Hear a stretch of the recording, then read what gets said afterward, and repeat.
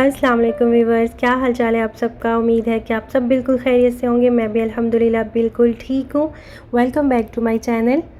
आज मैं लेकर आई हूँ आपके लिए रबड़ी वाली खीर बनाने की रेसिपी। और ये इंस्टेंट खीर की रेसिपी नहीं है जैसा हम पहले पुराने वक्तों में खीर बनाते थे।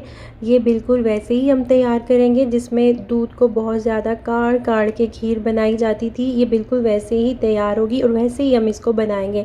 तो चलिए हम इसको बनाना स्टार्ट करते हैं। पहले हम एक पॉट के अंदर 2 लीटर के जितना दूध ऐड कर देंगे। इस खीर को बनाने में हमारा थोड़ा टाइम तो लगेगा, लेकिन ये बहुत ही मज़ेदार तैयार होगी। आजकल का जो दौर चल रहा है इसमें हम सब की कोशिश होती है कि हम इंस्टेंट रेसिपीज़ की तरफ ही जाएं, जो झटपट से तैयार हो जाए, हमारी लाइफ इजी हो जाए और हमारे टाइम की भी बचत हो सके। लेकिन कभी कभार हमारी जो ट्रेडिशनल रेसिपीज़ होती हैं हमें उनको भी फॉलो करना चाहिए। खैर, यहाँ पर मैंने फ्लेम को ऑन कर दिया था और दूध के अंदर मैंने 7-8 सब्ज़ इलायचियाँ शामिल कर दी थी।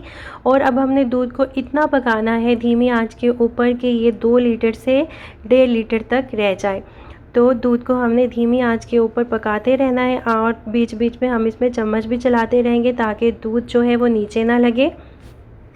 अच्छा जी, यहाँ पर दूध को पकते पकते काफ़ी टाइम हो चुका था और ये काफ़ी रिड्यूस भी हो चुका था। अब हम इसके अंदर राइस ऐड कर देंगे और ये बासमती राइस हैं। इनको मैंने तकरीबन 2 घंटे पहले भिगो के रख दिया था और ये मैंने 100 ग्राम लिए हैं। 2 लीटर दूध के अंदर मैं 100 ग्राम चावल जो है वो ऐड करूँगी। और चावलों को दूध में ऐड करने से पहले आपने हाथों से इस तरह से मसल लेना है। ये जो टूटे टूटे आपको चावल नज़र आ रहे थे, मैंने इनको इसी तरह हाथों से अच्छी तरह से मसल लिया है।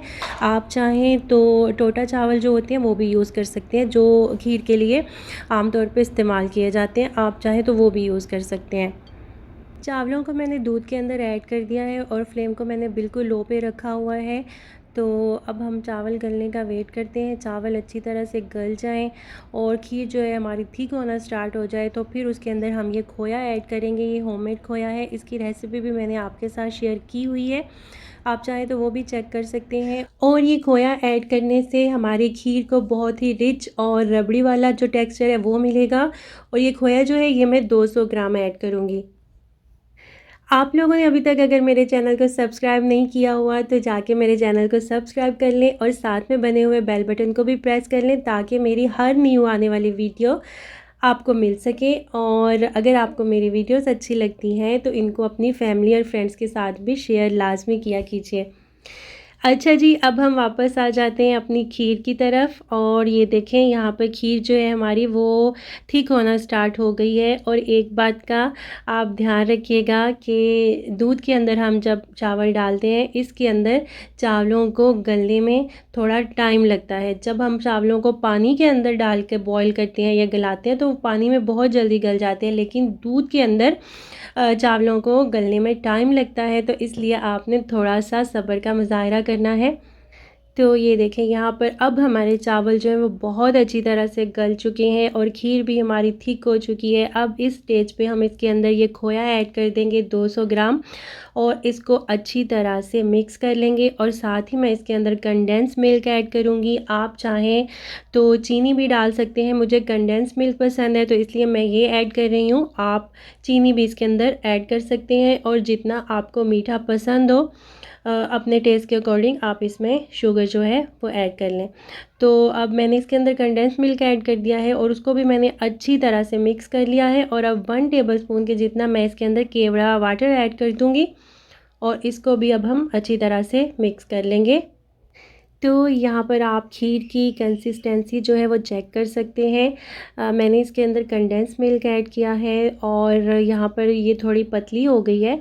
तो अभी हम इसे थोड़ी देर के लिए और पकाएंगे जिससे ये दोबारा से गाढ़ी हो जाएगी। तो ये देखें यहाँ पर हमारी खीर जो है वो ऑलमोस्ट रेडी हो चुकी है और इसकी कंसिस्टेंसी अब आप चेक कर सकते हैं। और अब हम यहाँ पर इसके अंदर कुछ नट्स वगैरह ऐड कर देंगे जिसमें मैंने किशमिश, बादाम, पिस्ते, काजू वगैरह ऐड किए हैं। आप चाहें तो इनको फ्राई करके भी ऐड कर सकते हैं। यहाँ पर हमारी बहुत ही मज़ेदार सी रबड़ी वाली खीर जो है वो बिल्कुल तैयार हो चुकी है। आप इसका टेक्सचर चेक कर सकते हैं, इसकी कंसिस्टेंसी आप चेक कर सकते हैं।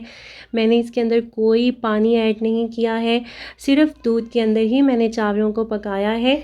तो प्रोसीजर थोड़ा-सा टाइम टेकिंग है, लेकिन है बहुत ही ईज़ी करना। आपको इसमें कुछ नहीं होता, सिर्फ़ आपने पकाना ही है और एंड रिज़ल्ट जो आपको मिलेगा ना, उससे आप बहुत ज़्यादा खुश हो जाएँगे और आपके घरवाले भी आपसे खुश हो जाएँगे। रेस्टोरेंट्स वग़ैरह में जो हम इस तरह की खीर खाते हैं, उसके अंदर ज़्यादातर रस का इस्तेमाल किया जाता है और इस तरह का कलर देने के लिए उसके अंदर शुगर को कैरेमलाइज़ करके डाला जाता है। क्योंकि वहाँ पर जिस तरह हम घरों में दूध को काढ़-काढ़ के इतना हम टाइम लगा के खीर को तैयार करते हैं, वैसे बिल्कुल भी नहीं किया जाता।